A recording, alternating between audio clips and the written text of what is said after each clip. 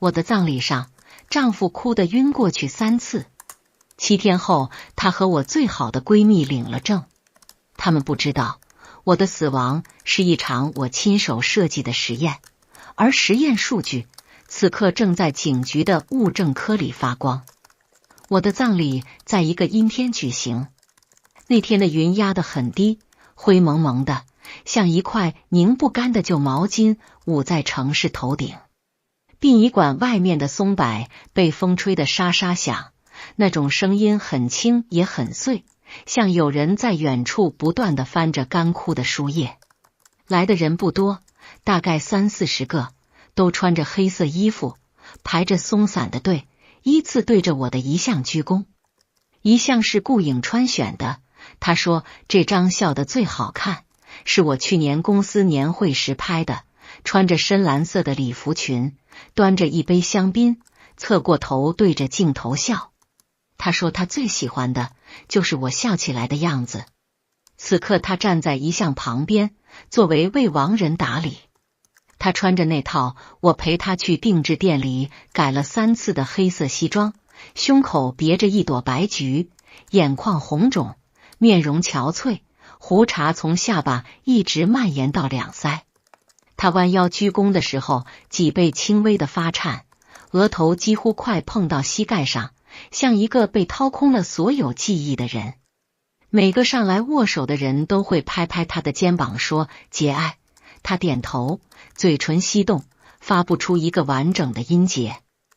我妈被人搀着站在第1排，哭得站不住脚。我爸红着眼眶攥着她的胳膊。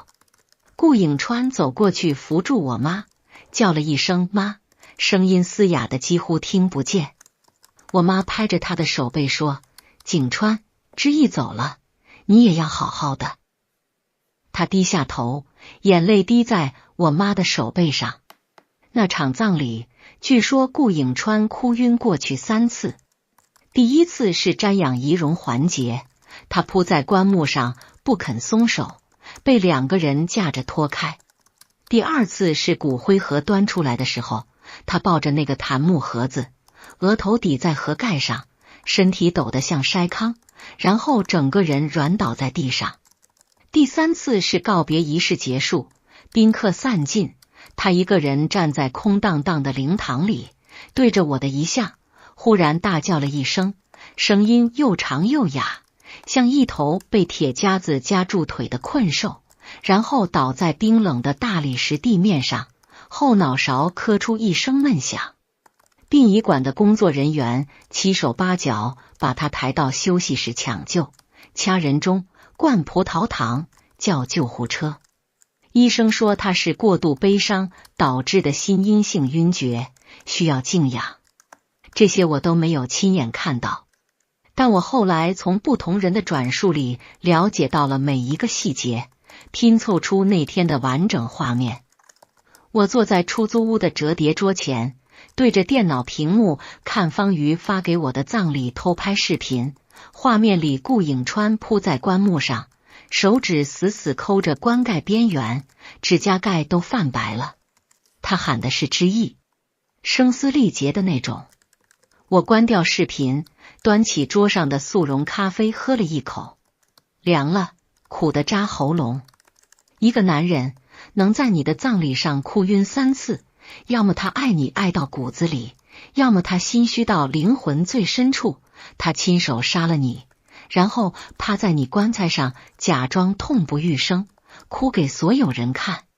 顾颖川是前者还是后者，我在今天之前还不太确定，但现在我可以确定他属于后者。我叫许知意，今年32岁，生前是明华生物制药公司的研究员。我的丈夫顾颖川，不，前夫，或者说未亡人，在我死后第7天娶了我最好的闺蜜秦曼。今天早上方瑜发来一张照片，照片里是民政局门口，顾颖川穿着一件浅蓝色的衬衫，头发打理得一丝不苟，和7天前在殡仪馆哭晕过去的男人判若两人。他身边站着秦曼，穿一条白色的连衣裙，手里举着红本子，对着镜头笑得很甜。民政局门口挂着的电子钟显示当天日期，我的头七。而3个月前，秦曼还挽着我的胳膊，在他家的露台上喝冰美式。他说：“知意姐，你要是以后死了，一定要投梦，给我说说奈何桥长什么样。”我说好，如果我走在你前面，一定给你发个导航地址。我们一起笑，笑声震得银杏树的叶子飘飘悠悠落在她连衣裙的皱褶里。现在想想，她那时候弯下腰掸裙子里的落叶，掸着掸着，嘴角的弧度一直没有收回去。她可能笑的是我。我从抽屉里拿出一个牛皮纸档案袋，从里面抽出那根针管。针管被我封在2层的透明证物袋里，纤细的针头还残留着一点微不可见的血痕，那是属于我的血液凝固之后留下的印记。而针管外侧，方瑜帮我在痕检实验室里提取到的指纹，属于顾颖川，右手的拇指和食指清晰到能数出畸形纹的分叉数。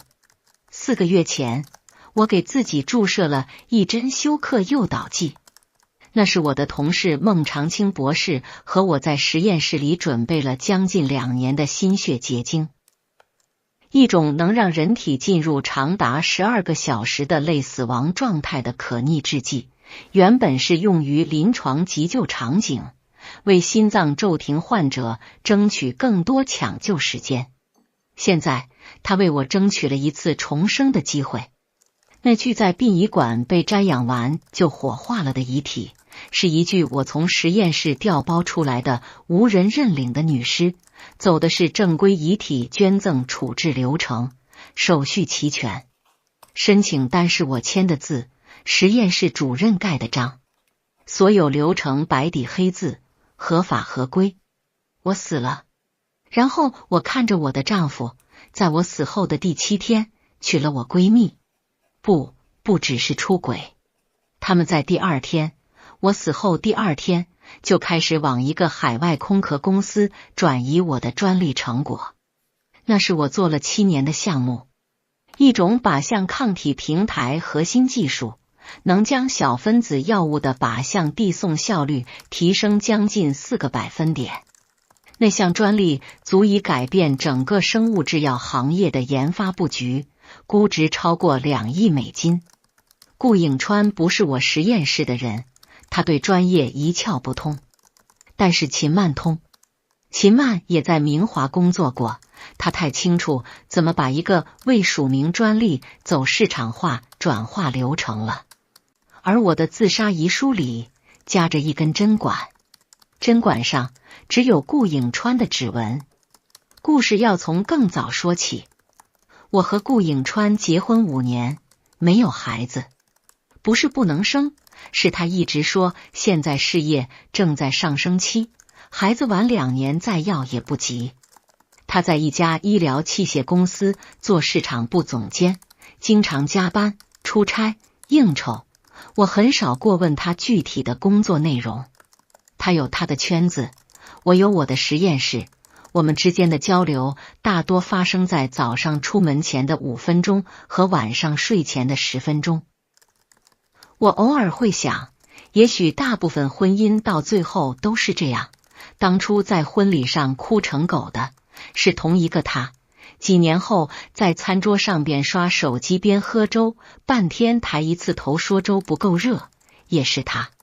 但我没有想太多，因为我是搞科研的人，对技术向来有足够的耐心和精准的判断，对人也是。我很早就知道秦曼的存在，他是顾颖川的大学同学，毕业后去了医药公司做临床监察员，和我们算半个同行。顾颖川介绍我们认识的时候说：“之意，这是秦曼，我大学最好的朋友。”秦曼对我笑了笑，伸出手说：“许杰好，景川老提起你。”他叫的是景川，声音软软的，带着一种我不太能形容的亲昵，好像这名字在他舌尖上滚过很多年。我说你好，也伸出手握住了他。他的手很小，手指很凉。那时候我本能的想，他和顾影川之间应该不只是好朋友吧。但顾影川的表情很坦荡，坦荡到我为自己的念头感到羞愧。我想，也许是我太敏感了。搞科研的人总有一种职业病，看见两个有关联的数据点，就想把它们连成一条线，但有时候它们只是随机分布在同一个平面上。后来秦曼成了我的闺蜜，她经常来家里做客，会给我带一些她出差时买的特产，有时候是成都的兔头，有时候是苏州的糕点。她和我一起在阳台上喝咖啡，吐槽现在的男人都不靠谱，偶尔也会聊起她的前男友，一个她提过好几次但从来不指名道姓的人。她说那个人是她的初恋，后来娶了别人。她说她不恨他，只是觉得遗憾。说这话的时候，她看着远处，眼神空空的。我当时以为她是真的释怀了，现在想想，她不是释怀了，她是在等我腾位置。变化是从去年秋天开始的。顾影川出差越来越频繁，频率从每月1-2次变成每周1-2次，有时候周末也往外跑。他换了一个新的发型，开始用我之前没用过的一款男士香水，新买了更修身的衬衫。他以前不太在意这些东西，穿什么都是我从优衣库给他买的基础款。现在他会在镜子前照很久，把衬衫下摆塞进裤腰里，又抽出来一点，反复调整，眉头微微皱着。我说你变好看了。他停下调整衣摆的手指，从镜子前转过身来，亲了一下我的额头，说工作需要，见客户吗？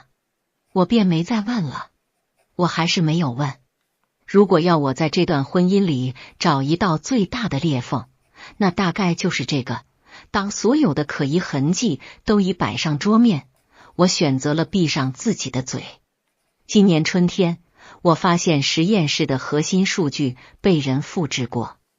拷贝记录显示，操作时间是在一个周六的凌晨。那天我没有加班，但我的门禁卡在系统里有一条刷卡记录。我查了实验室的监控，画面里是一个穿着白大褂、戴着口罩的女人，身形和我很像。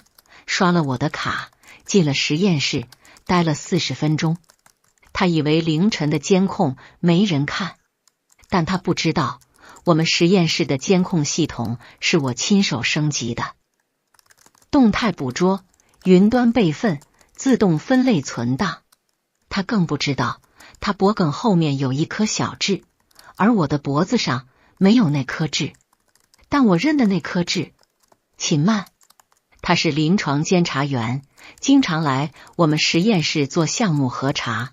他太清楚实验室的排班周期了，而我也是后来才串联起来的。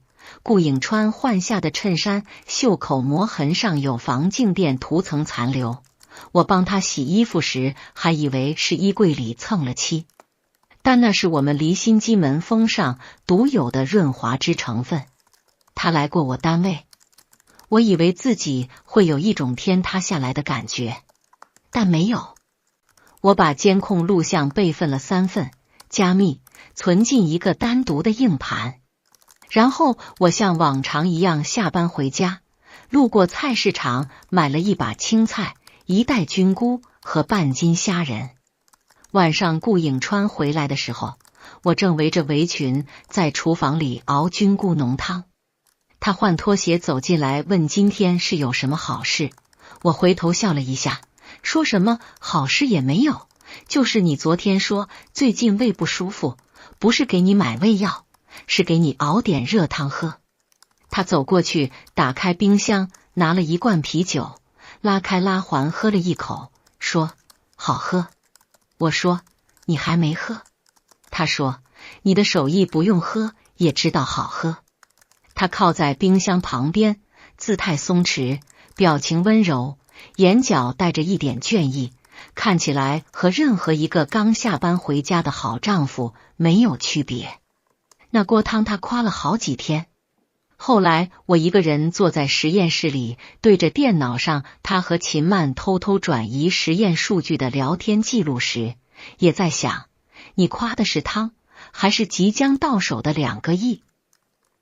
我开始了长达2个月的布局。第一步，排查自己身上的弱点。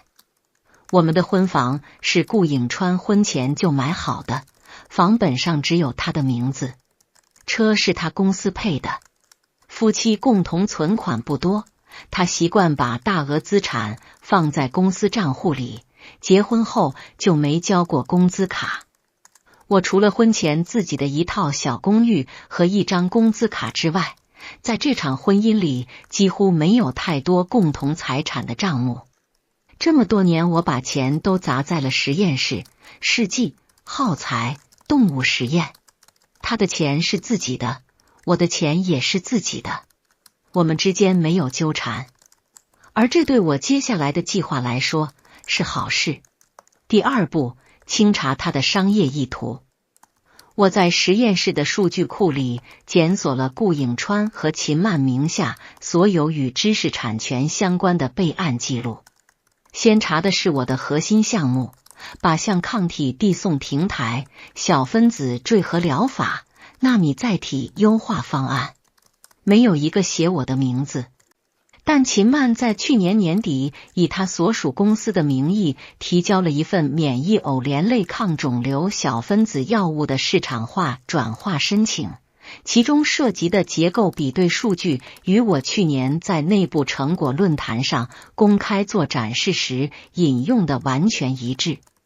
那次论坛他作为外协监察员就坐在第2排，当时他拖着下巴对我微微笑了一下，我还以为他是对我的图表配色感兴趣。第3步，收集证据。我拿到了秦曼和顾颖川在我家次卧的录音。我家次卧原来是客房，后来改成他的家庭办公间。他搬进去没几天，就在那间房里塞了一台所谓的空气净化器，品牌贴的是一家他从没合作过的代工公司。我是搞药理和化学生物分析的，对设备异常敏感。拆开机器只用了6分钟，内置拾音器和一块简易的音频写入芯片，收音孔的位置精确对准客厅沙发。而他在客厅里接的那些商业合作电话，包括几次和海外风投的视频会议，恰好是我那段时间在家里准备项目的关键沟通。当天我没有拆穿，我假装不知道，戴上蓝牙耳机，放着他录下来的白噪音，然后打开手机记事本，开始起草一封邮件。收件人是海外某生物制药投资基金的独立调查官。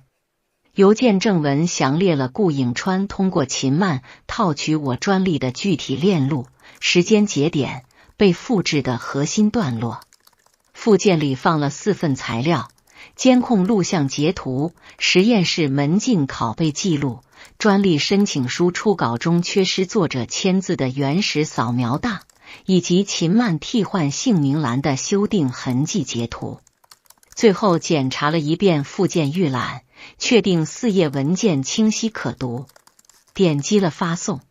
方瑜帮我从医院的伦理委员会拿到了遗体捐赠的审批文件。他有一位法医同窗，在我们市的遗体和器官接收与调配中心做行政，提供了关于批准无人认领遗体用于科研支持的授权流程。审批下来的那具女性遗体，年龄、身高、体重和我几乎一样，死于意外事故，没有亲属认领。按照规定，可用于医学研究。我将这具遗体调包用在了我的葬礼上，具体操作细节我不会写，我只能说，作为一个在实验室里和人体组织、器官切片、动物模型、打了7年交道的人，精确控制时间、温度和合法链路是我的基本功。调包遗体这件事在一个规范化实验室备案制下，能同时做到合规和不易被识别。我用了多年的职业操守，只赌这一把。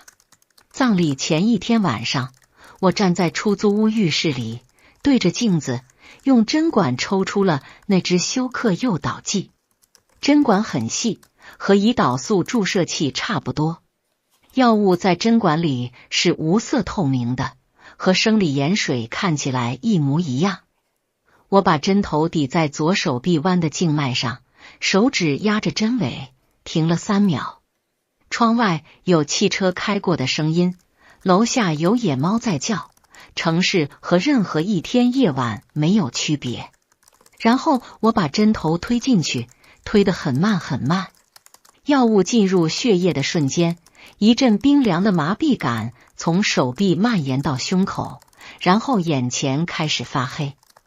我的最后一缕意识在想，如果剂量算错了，那我就真的死了。我没有算错。休克诱导剂让我的心跳、呼吸、脑电波全部降到了临床不可探测的水平，和死亡唯一的区别在于，它是可逆的。12个小时后，药物被代谢酶分解，神经系统重新激活。我在一张之前就安排好的简陋折叠床上醒来，头顶是陌生的天花板，嘴里有一种金属味，整个人像被抽空了所有力气，但不疼，没有任何痛感，只是酸。四肢沉得像灌了铅。我躺在那里，看着朝北的小窗外面透进来清晨那种淡蓝色的光，忽然发现自己正笑着，眼泪却不停滴在枕头旁边。我死了，然后我活了。方瑜告诉我，葬礼很顺利。顾颖川哭晕了3次。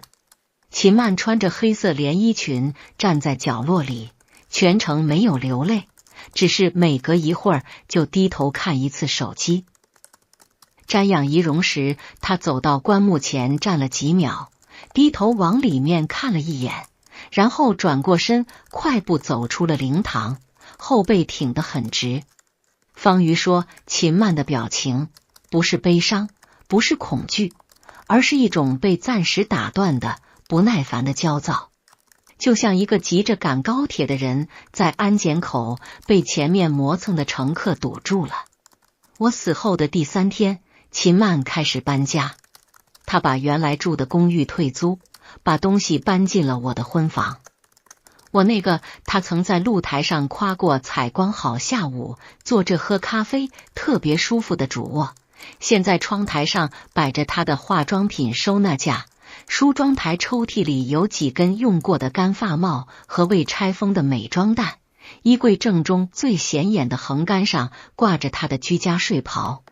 方瑜假装物业敲门进去看过，出来时说了句，他甚至没换床垫。我死后第5天，顾颖川和秦曼开始转移我的专利。实验室的监控被我提前恢复了出厂设置，他们再也查不到自己的访问记录。但方瑜在他离职前帮我布下的那台备用微型监控，藏在天花板消防喷淋感应器侧面的缝隙里，全部录了下来。凌晨2点17分，顾颖川刷开实验室大门，秦曼跟在他身后。他把一个移动硬盘插进我的工作电脑，秦曼在旁边用手机照着屏幕，嘴里说了一句被麦克风清晰捕捉到的话，快一点，知意的权限数据清理协议还没被 IT 归档，必须在遗产交割前转出去。他说的不是徐姐，是知意。第7天，他们站在民政局门口，举着红本子，对着镜头笑。照片是方瑜拍的，他还拍到另一张秦曼发的朋友圈，配文是最好的爱情是兜兜转转，你还在。底下几10个赞都是我们共同认识的人。有人评论说，你们俩终于在一起了，秦曼回了个爱心表情。那条朋友圈屏蔽了我，准确说是屏蔽了我从前的微信号。方瑜用小号截了屏发给我，我看了很久，不是看那段文字，是看照片里顾影川无名指上的婚戒，不是新的，是旧的，是我5年前在周大福挑了一个下午的那枚，戒圈内侧刻着 LG Love Growth 爱和成长，他竟没摘掉，也好，更方便做取证。方瑜把他的备用手机对准电脑，给我看了一份 PDF 秦曼以个人名义提交的海外专利转移申请初稿，被律所驳回的修订版，其中包含了我7年来积累的核心实验数据，连排版的水印都是我当初写论文时用的 MyLab Confidential。 他只是把我名字那栏删掉，换成了3个字秦曼。我看着那张照片，手里攥着手机，我没有生气，我只是很平静地把照片存进一个叫做证据动机的文件夹，然后在里面新建了一个子文件夹，名字叫第7天。复活后的第1个星期，我几乎足不出户。出租屋在城西老工业区边缘，破旧的居民楼，楼下是家废品收购站。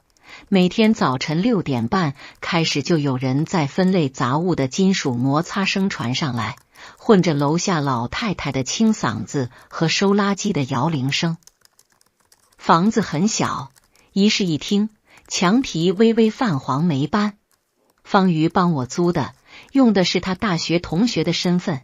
我跟这套房子的纸面关系干净的像一张未拆封的4纸。方瑜隔天来一次，用一个很旧的双肩包背来面包、牛奶、速冻水饺，还有 U 盘。他正在整理顾影川和秦曼的海外资产转移链路，用的全都是刑侦队退役哥们的第3方搜索引擎。景川在海外的壳公司有3层嵌套，他蹲在茶几前面，铺开笔记本给我看屏幕上的股权结构图。第1层在开曼，第2层在香港，第3层在特拉华。这个州的备案是不公开实际控制人的，但他每次汇款用的都是同一串数字当备注，1122。你猜1122是什么？我摇头。秦曼的生日，11月22日。我沉默了半晌，端起面前的白开水喝了一口，水是温的，但没有味道。方瑜看看我的表情，把笔记本合上收回去，从背包侧袋里拿了一板巧克力和1盒维生素片推到我面前。同组的小林让我带点零食给你，你吃东西了没？接下来的日子里，我终于开始从容地审视顾影川其人。5年的婚姻把他变成了我生活里理所当然的一部分。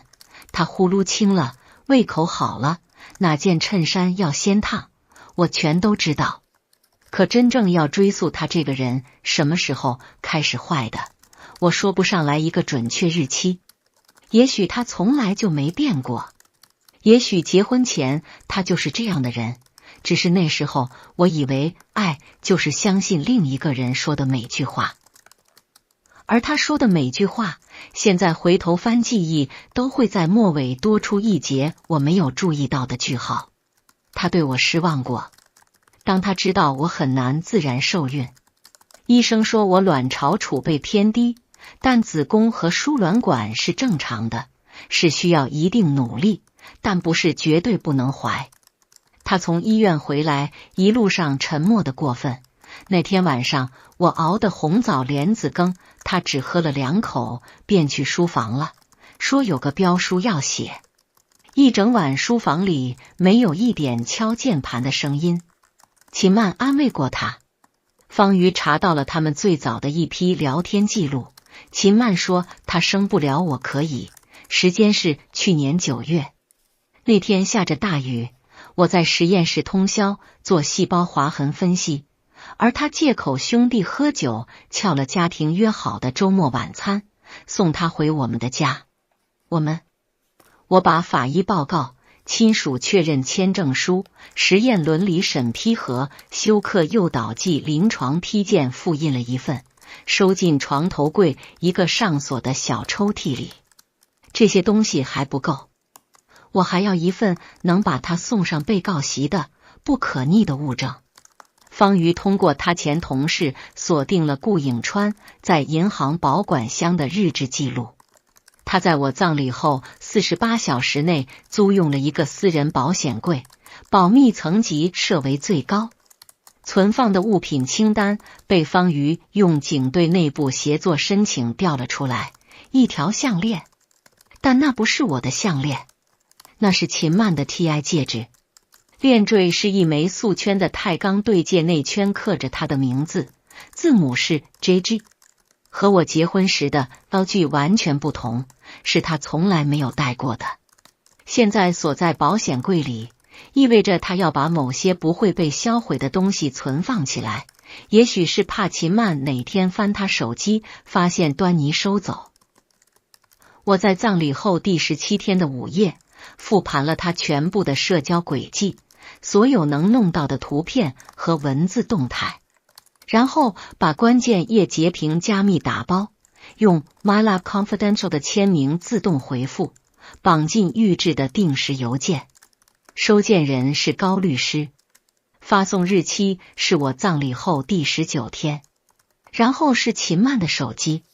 方瑜在刑警队用技侦手段做了通话和短信溯源。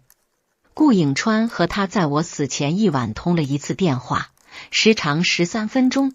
通话结束时，他拨给他最后一个短信：明天他死后。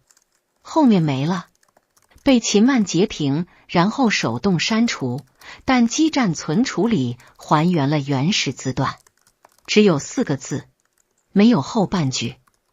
我坐在出租屋那张吱吱呀呀的折叠沙发上，把手机翻过来扣在茶几上，闭上眼睛想了好一会儿。他没有说明天他死后我们怎么做，他甚至没有发任何明确计划。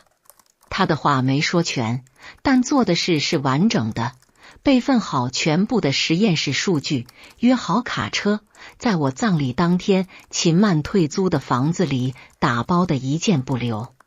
4月14日，方瑜把最后一枚 U 盘塞到我手里，说机票和护照都在你包里了，新身份已经录入租车系统，那边一个小型实验站可以让你临时落脚。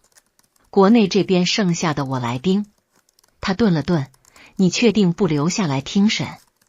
我不用亲耳听他的量刑标准，我要亲眼看着他站在被告席上。我接过 U 盘，握在手心里，它有些温热，大概在他的口袋里捂了一路。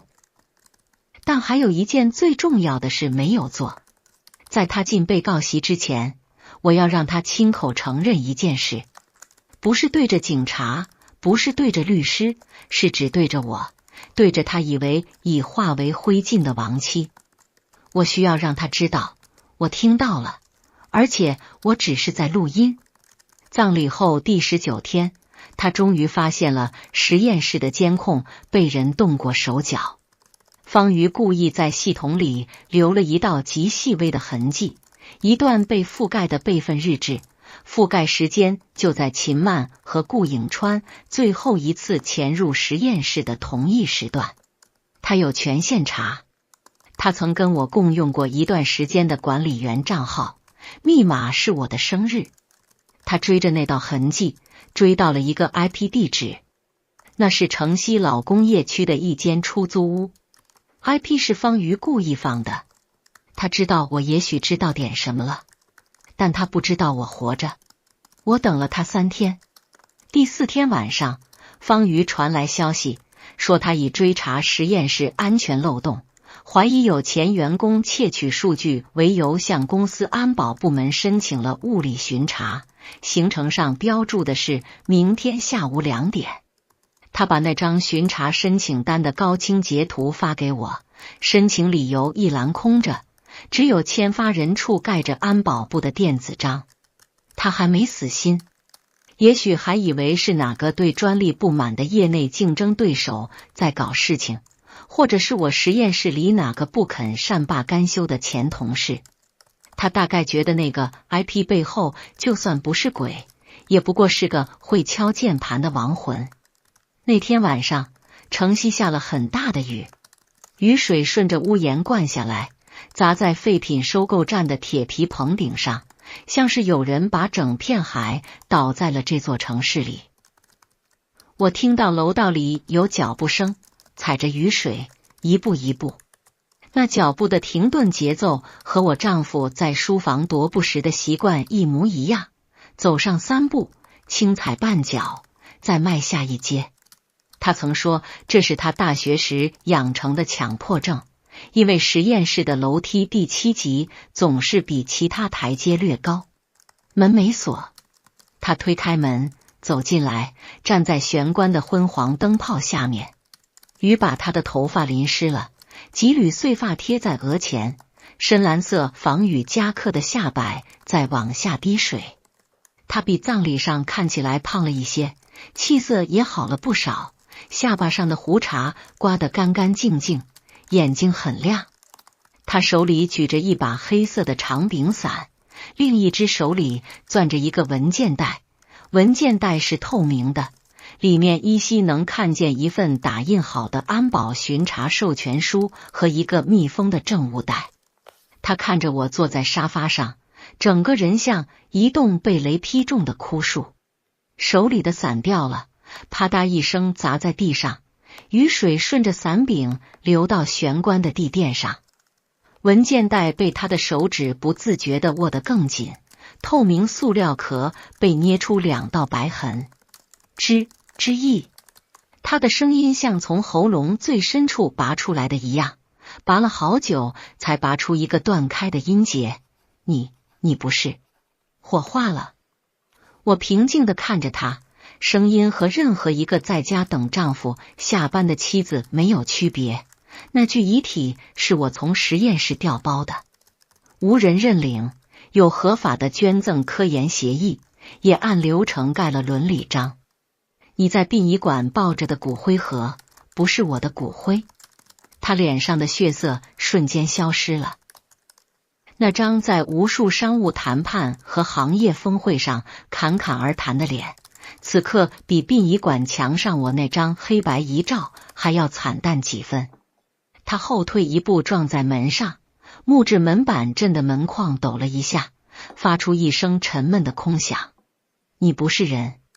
他声音发颤，喉结剧烈地滚动了一下。你到底是什么？是人，活的。我把手里冒着热气的杯子轻轻搁在茶几上，所以我还在用热茶招待你。坐，我们需要聊聊。他没有坐，他慢慢弯下腰，捡起掉在地上的雨伞，动作很慢，像浑身上下的关节都被灌了铅。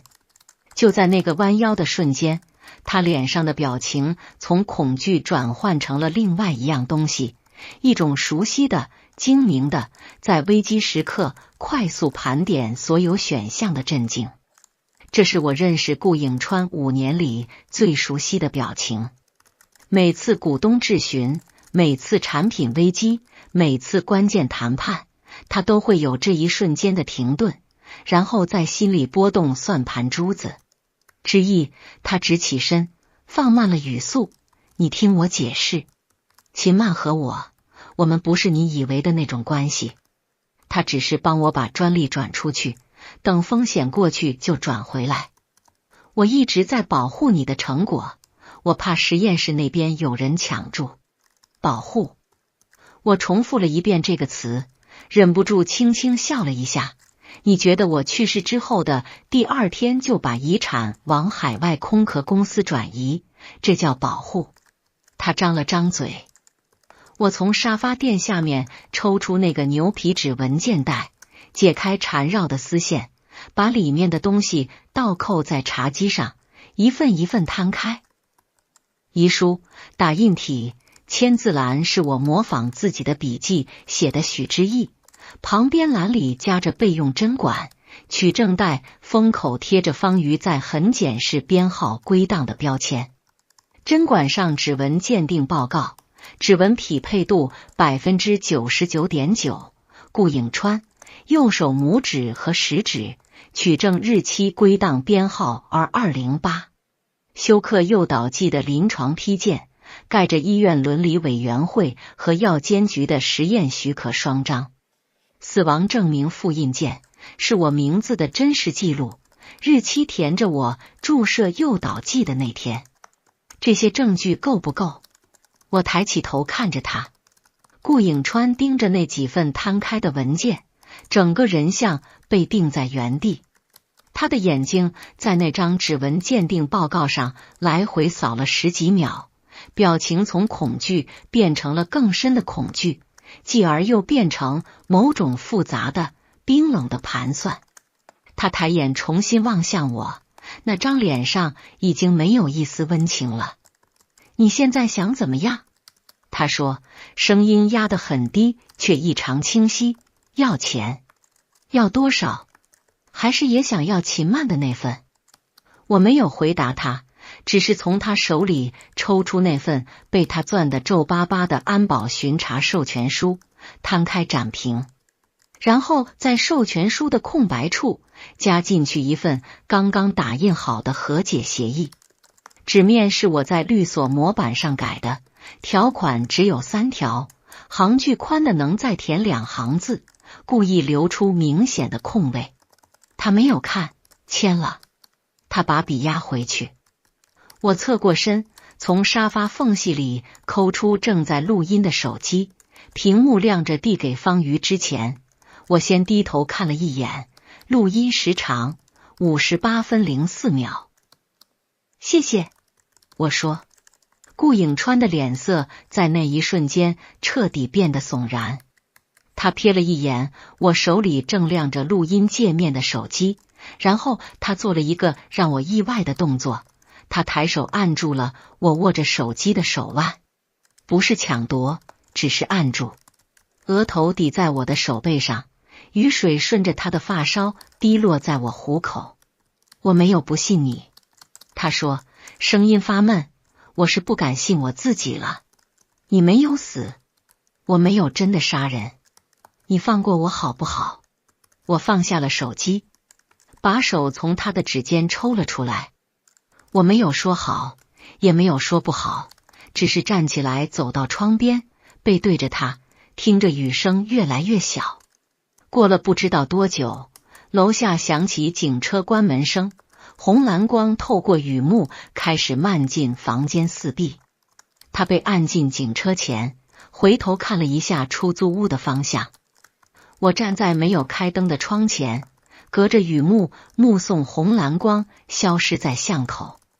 茶几上放着他签了字的那份协议，旁边是那枚针管，透着一点已经干涸的血痕，还有他指纹。我没有出去送他。顾颖川被捕的消息在第2天上了热搜。他的公司紧急召开董事会，试图切割关系，但因为我已经提前向海外投资方同步了专利盗窃案的完整证据，他们立刻启动了对高层管理团队的全面调查。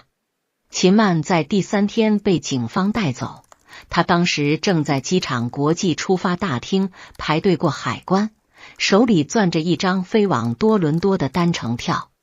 方瑜的同事在他随身行李里搜出了2块加密硬盘和一叠已经翻译好的英文版实验日志，封面印着多伦多大学附属医学中心的机构 logo。 审讯持续了将近2个月，秦曼在第3天就全部供认了。他把所有责任推给顾颖川，说一切都是他指使的，偷我的实验室数据，通过空壳公司转移专利，用我的门禁卡潜入实验室备份原始数据。他说他只是听他的话，因为他爱他。审讯录像里他哭得很伤心，眼泪把纸巾浸得透湿，声音哑得像被砂纸打磨过的木片。他说他认识他太多年了，顾颖川是从大学起就习惯只要赢的人，他知道自己不是第一个被他利用的人，但他以为自己会是最后一个。他说这句话的时候忽然收住了，盯着审讯桌对面那位女警的眼睛，声音忽然变得很轻，说我帮他准备好证据链，他应该就能赢吧。女警说你说什么？他摇了摇头说随便讲的。然后是顾颖川。顾颖川没有哭，他坐在审讯椅上，背挺得笔直。方瑜后来给我看了审讯录像的片段，警察问他针管上的指纹怎么解释，他说那是之前帮他老婆我收拾药箱时留下的。警察问他为什么要在妻子死后转移专利，他说那是为了保护妻子的科研成果不被竞争对手抢注。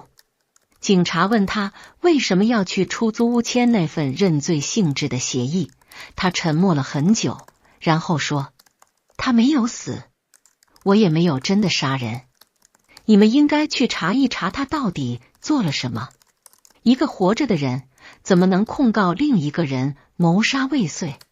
警察没有理他，因为那份和解协议第5页夹着一张薄薄的验尸原始记录，上面写着一个6周大的胚胎组织在我引产时被取样活检，法医从胎体中检出的 TETS 浓度比我血液浓度高出2倍。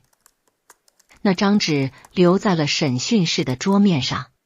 顾颖川低头看着那张纸，看了很长很长时间，长得连录像机的内存都弹出了一次即将覆盖早期片段的自动提示。然后他双手捂住脸，肩膀开始剧烈的颤抖。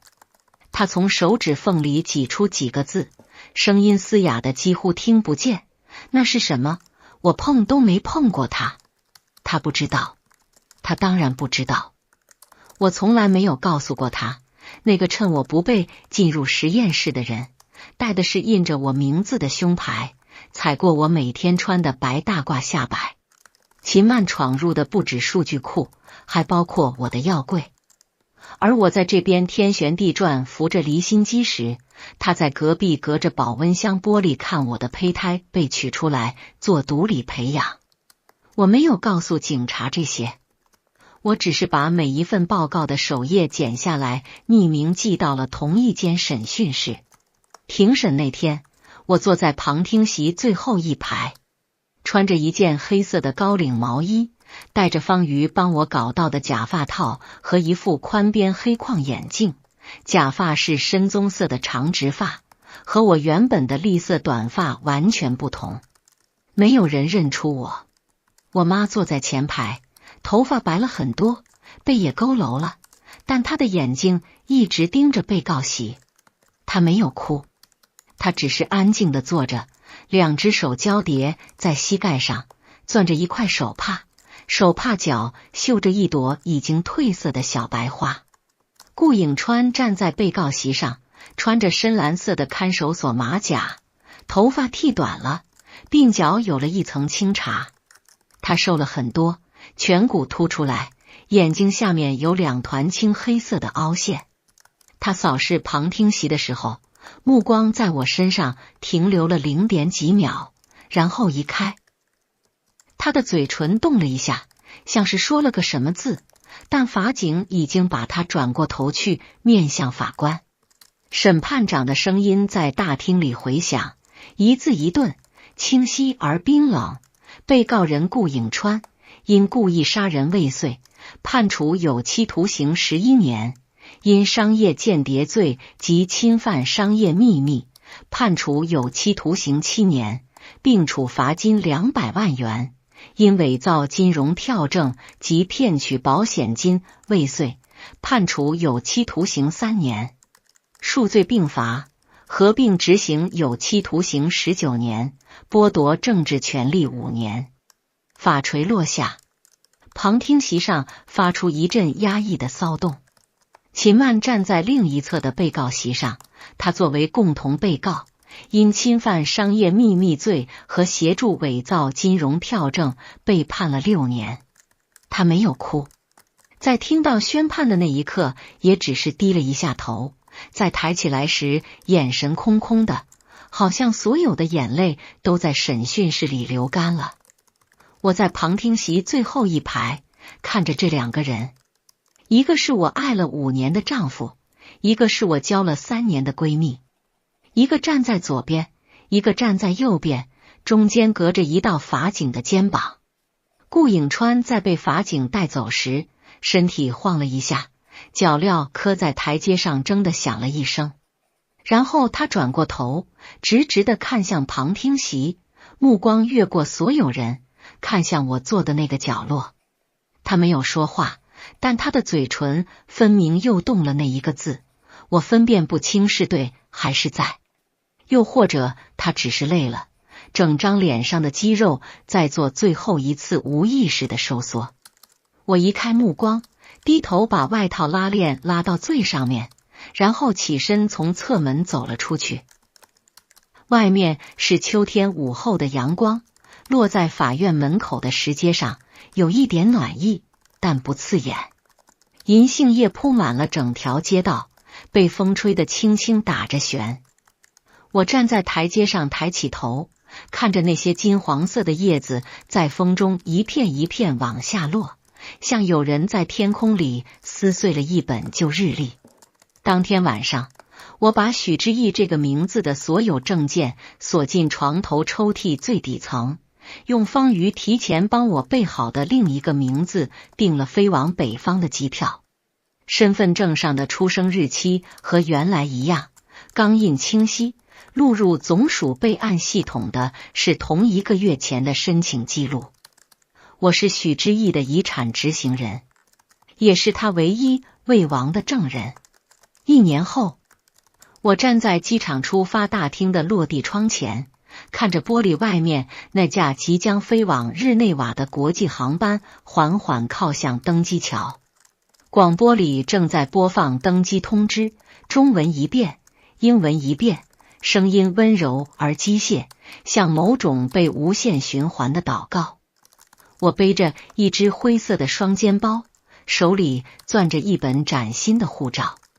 护照上的名字已经不再是我原来那个了，照片是新的，钢印是新的，国籍和出生日期不变。方瑜站在我旁边，穿着一件洗得发白的牛仔外套，头发比我上次见他时更短了一些，烫了一点微微的卷。他帮我把背包的肩带调松了一点，又往里面塞了一盒巧克力。我说够了，你又不是我妈。他说你妈昨天给我打电话了，说你瘦不吃饭，让我多照顾照顾。我沉默了一下。我妈她知道了吗？知道。你临走前寄到医院家属信箱的那个 U 盘，她收到了。方瑜说他每天早上7点起来打太极，每晚睡前会看你发的视频。前几天还跟我打听，说你瑞士那边冷不冷，要不要寄点厚的去。